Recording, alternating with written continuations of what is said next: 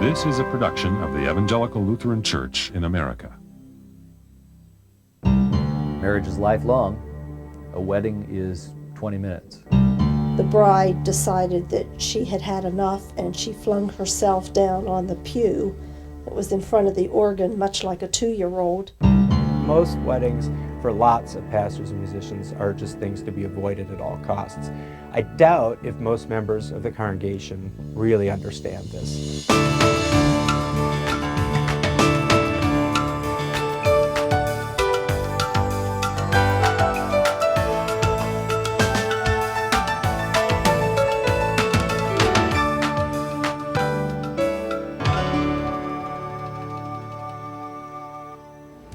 Hello and welcome to MOSAIC, the video magazine of the ELCA. I'm your host, Melissa Ramirez.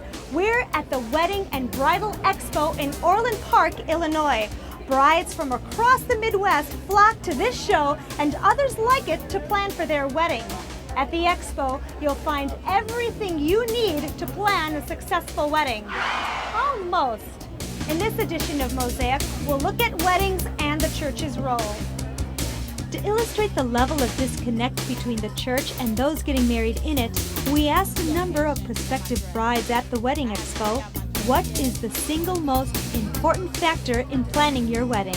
I would say for us it's been where we should have our reception. Getting the hall, I'd say. Yeah, getting the hall. Finding a dress. That's what everybody sees, is your dress. My fiance and I are actually getting married on an island, and we're just trying to figure out where we're going to have it. Location and my dress. I haven't picked out my dress yet. The hall, and then the photographer. Right now, my biggest thing is finding the church. Most brides are interested in the church, booking one that is. Nestled between tuxedo vendors and wedding photographers is Daniel Harris, a non-denominational minister. Harris performs weddings for a fee. I do all the bridal shows for the Bridal Show Expo, and for the last 3 years I've done all the shows. On a consistent basis, 95% of the couples coming through here already have a church or a pastor or someone to do their ceremony. There's that 5% that they haven't booked anyone.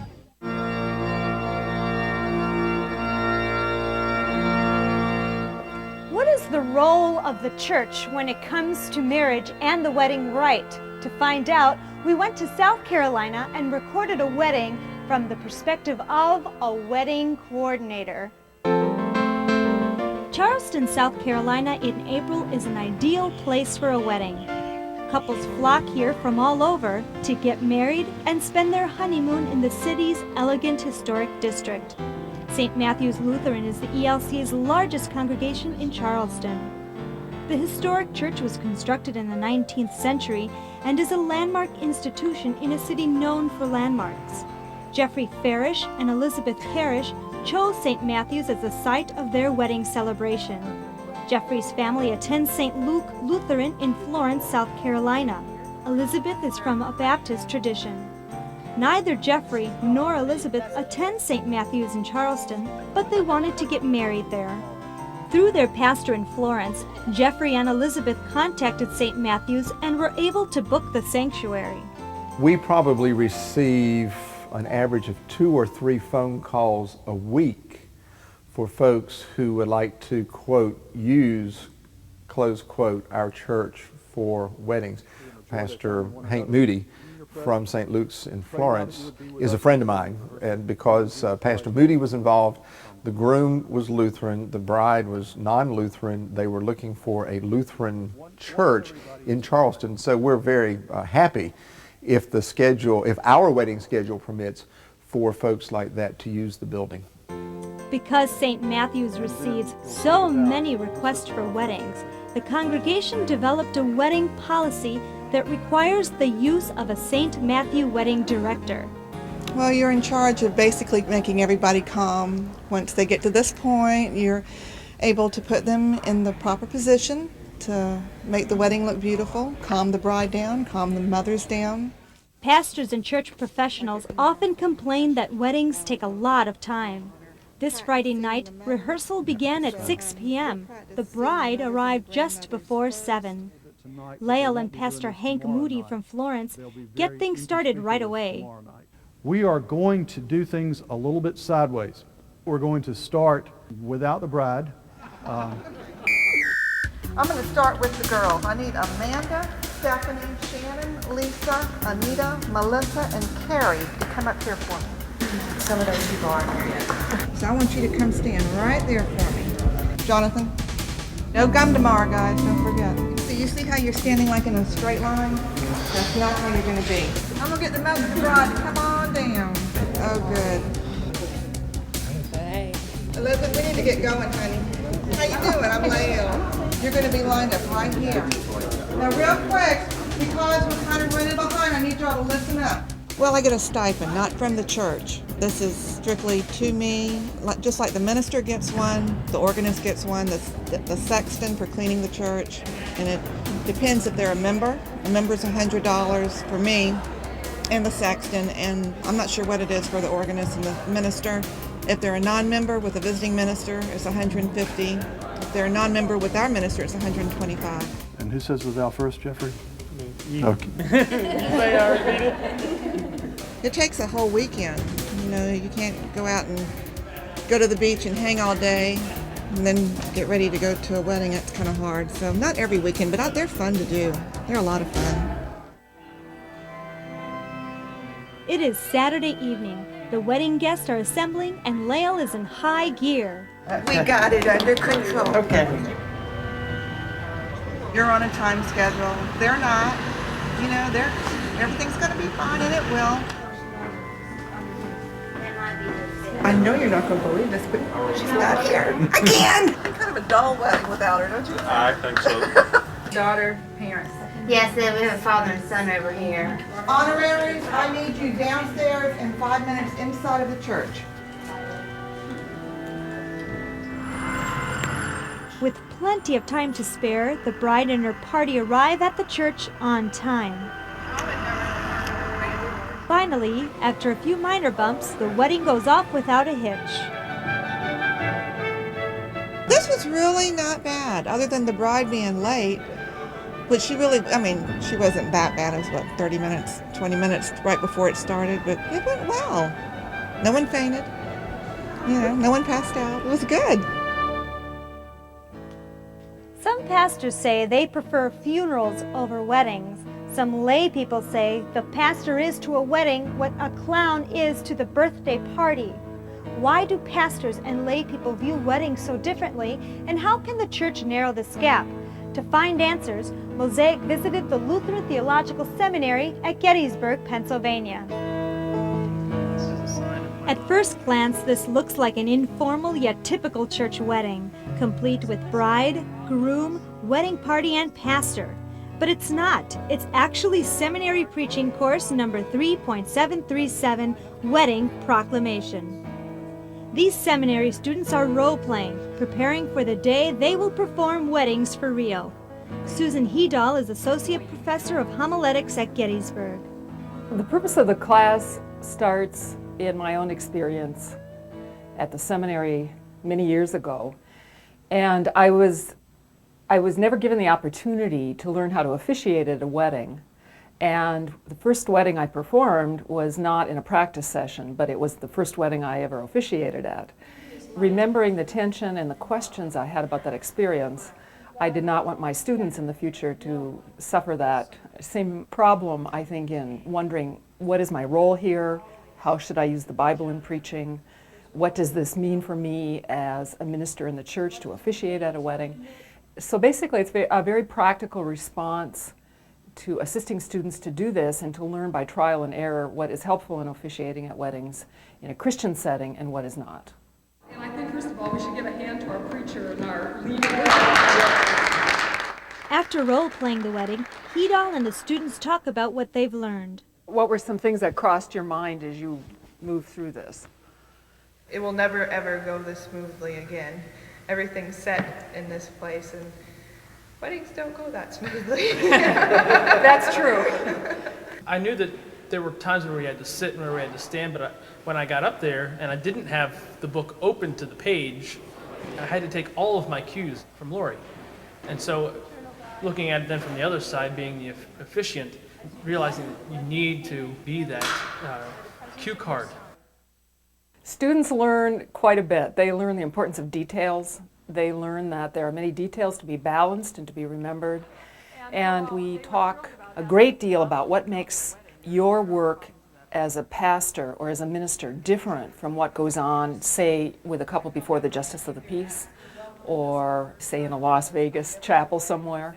Why this church, why this setting, and what makes this a Christian wedding? They learn that there are great demands placed on them in order to be effective preachers, and at the same time they have to learn which demands they need to resist. When it comes to weddings, pastors and church musicians want to keep the focus on God.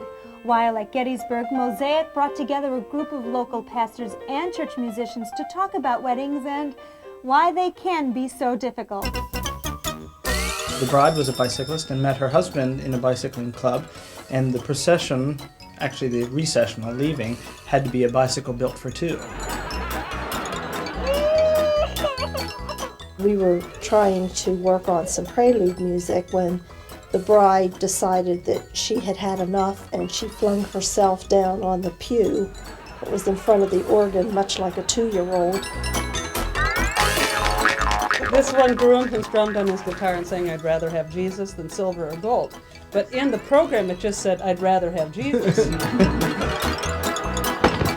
A couple who informed me on the way out of my door that they intended to dress in Civil War costume and showed up at the fountain at our college to find a groom in Confederate dress and a bride looking like Scarlet.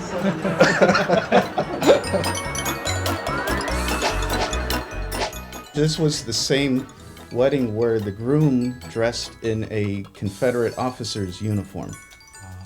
And I said to him, you know, we've come a long way, because 130 years ago, if you would have walked in this church wearing that uniform, they would have shot you. As you might expect, money is always a touchy subject when it comes to weddings. Should pastors charge for members? Should the church musicians be paid? And if so, how much? In an informal survey on the MOSAIC website, we asked ELCA congregations about their wedding policies. Does your congregation allow non-member weddings? If so, what do you charge? 76% of those congregations responding said they allow non-member weddings. Of those, 84% charge a fee. Half of those responding say they charge $200 or more. When it came to non-member weddings, our group of pastors and church musicians had a lot to say about money. How many times have brides said to me, "Why do you charge what you charge?" And they pay 10 times that for their gown. In my congregation's policy, it's written in there, the pastor does not receive compensation. And when people ask about that, I explain that that's part of my call to this congregation. But also, if they want to do something, I give them a list of a couple of charities that I support and say, make a donation in my name. If they want me at the rehearsal, it's $25. If they want me for the service, it's $100, and $25 for every soloist that I must rehearse with.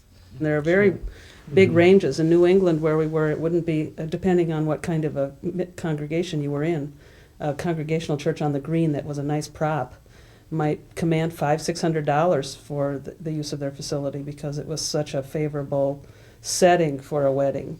A little church around the corner might not charge very much at all. I recall about 2 or 3 years ago, Ann Landers had something in her column inviting priests, rabbis, pastors to respond to the question, "Why do you hate weddings?" And in reading the responses from the different clergy, I was struck by the fact that, number one, they are offended they're not taken seriously, and yet number two, they seem not to have any plan in place about how to respond to requests that may make the pastoral office look foolish or unnecessary. And so I would say to pastors, be very clear about what your intentions are, what your theology is, what your understanding not only of the wedding liturgy but also the wedding preaching is all about with people. My advice to congregations would be, you have a wonderful opportunity through your worship committee to work with your pastor and to set an environment that encourages marriages in a congregation that are thoughtful, that are well planned, that are Christian in context, and are not found to be weddings that are simply cultural compromises. I would say to couples who are considering marriage in a congregation, in a Christian setting, that you have a wonderful opportunity to explore why you're doing that, to ask yourselves and to ask one another, why do I want to come to a church and be married?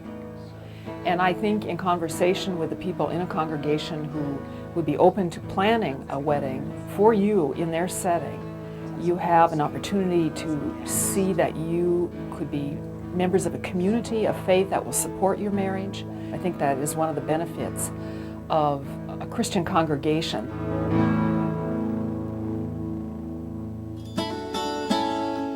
Pastors and church musicians view weddings as an opportunity to create a positive impact on the marriage to follow. The question is how to make the most out of each opportunity. In our next segment, MOSAIC draws together experts in the area of weddings and marriage and invites them to share their thoughts.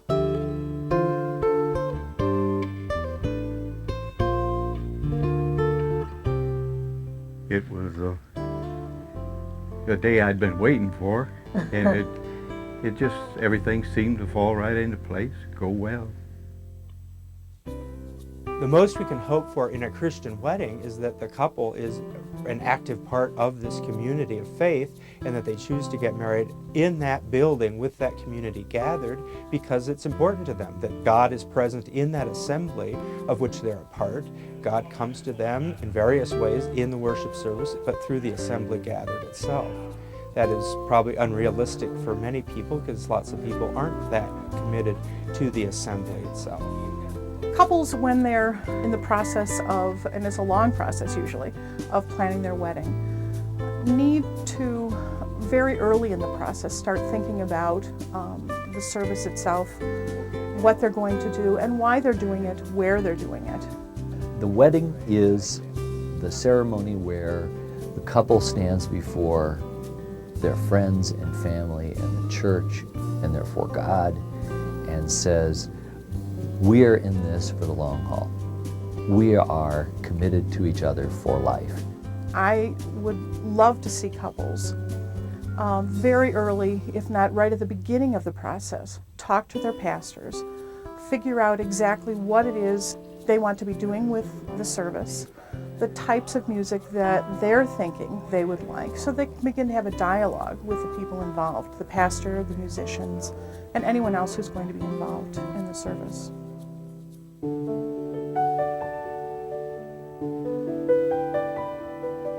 Citadel had a very poor team that year, and we were kneeling at the altar. They were singing the Lord's Prayer, and the church is on Main Street.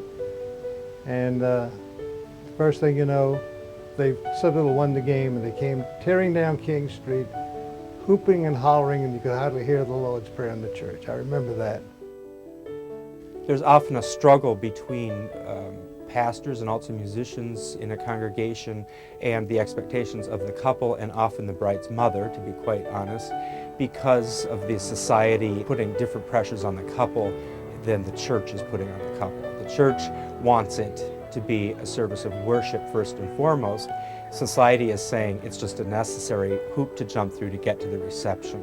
Average weddings now are over $20,000 in expense. And what a wonderful thing you could do with $20,000 to invest that in your marriage as opposed to in one day in a party. Here you have two people coming to meet a requirement of the church, and they think everything is okay. And it's kind of boring. They're more interested in each other than they are in the pastor. And the pastor, I think, feels inept and inadequate, not really knowing how to reach this couple that sits looking glazed-eyed at each other in front of you. What I like least about weddings is having to try to find a common ground with couples for whom church is really not anything other than the building, the pretty building, in which they want to have their pretty wedding. It's very difficult for musicians, I think especially, and for pastors, if the couple has no real commitment to continuing any kind of life within this congregation or any congregation.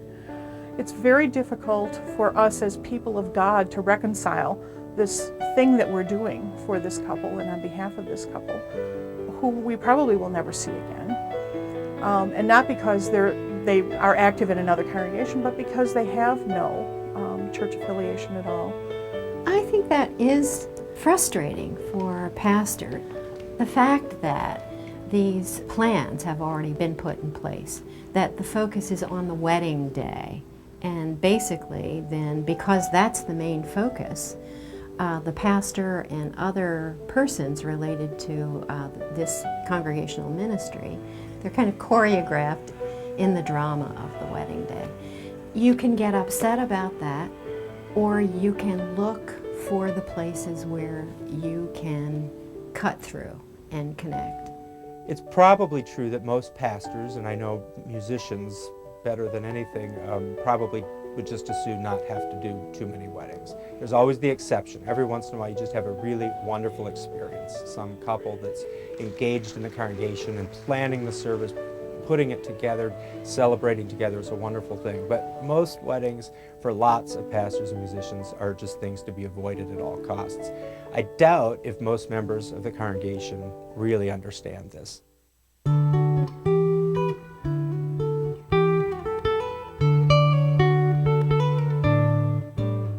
We raised our children. 2 children here. And our children were baptized and married. Their children were Baptized here. So we've had a full life in the church. Most of my colleagues insist on some sort of marriage preparation, whether that's a series of classes or individual counseling, couples counseling, or whatever form it takes. Most of my colleagues recognize that our job is to draw some of the attention and energy away from the wedding and put it toward the marriage. I think the main goal of premarital counseling is to establish a link, a pastoral link with the couple, to build some relationship if relationship doesn't already exist, so that following the wedding there can be an opportunity for pastoral care. You can't separate just the weddings from the marriage, because the church's role is really to bless the marriage. Forever, ever since there were Lutherans, we have always said that marriage is not a sacrament. It's a right, to use Luther's words, it's a kingdom of the left structure of creation. And so we honor everybody's marriage. It doesn't have to be a Christian marriage. Marriage is as legitimate if it is done in a pagan ritual in Fiji as it is in a Lutheran church. The point is that two people have decided they're going to make promises to be faithful to each other, and the church's role is to bless that relationship with its ministry. So our commitment to them is to do the very best we can in helping their wedding be a launching into this permanent relationship. We don't serve them well if we focus on the party and take the focus off the relationship.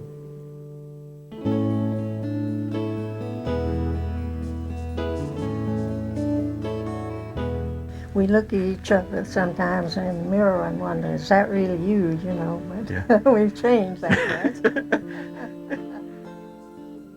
What's unfortunate about couples not placing high priority on the service is that it's really missing the point of why the wedding is happening in the church building, at least the very building, but within a context of a Christian community. Very often the reason it's happening in a church is not for very sound theological or pastoral reasons, but because society expects that that's where it'll happen. A wedding that takes place in a church is very different from every other service that ever takes place in that church in one way. And that is that the assembly of people gathered it's a one-time meeting. These people will never ever meet together in this circumstance or any other circumstance as a group. They come from a variety of different backgrounds, many of them non-Christian, many of them unchurched, many of them people of other faiths.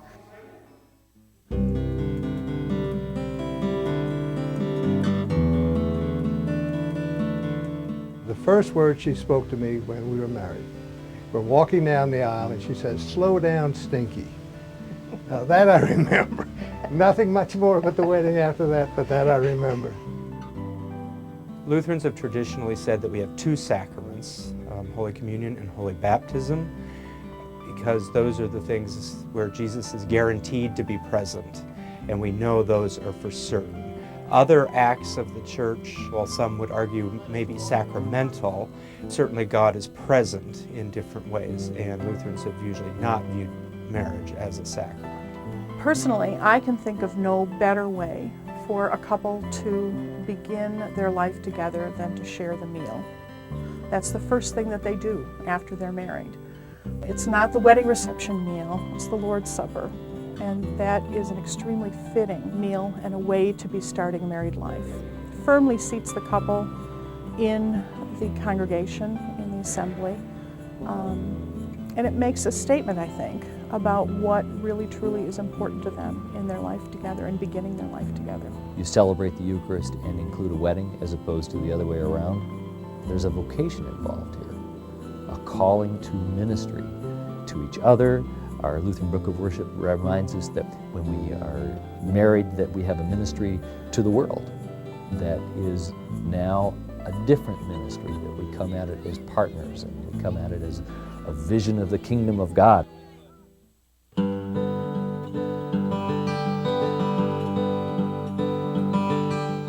When we got married and that, you knew it was, from here on out, it's it. I think the best thing that congregations can do is to think about these issues long before there's actually a wedding scheduled. Congregations need to be developing criteria, discussing what a wedding is all about, how weddings relate to the rest of their worship life as a congregation. If what they want is just a place to show off pretty dresses and tuxedos, flowers, that can be done in any one of a number of places. There are lovely gardens that you can do that in also. But within the church, within the building, there's a sense that the people gathered there are people of faith. I think congregations have not realized the power of this ministry. I think that congregations have often felt like this was the pastor's responsibility, and they really have not seen a role for themselves.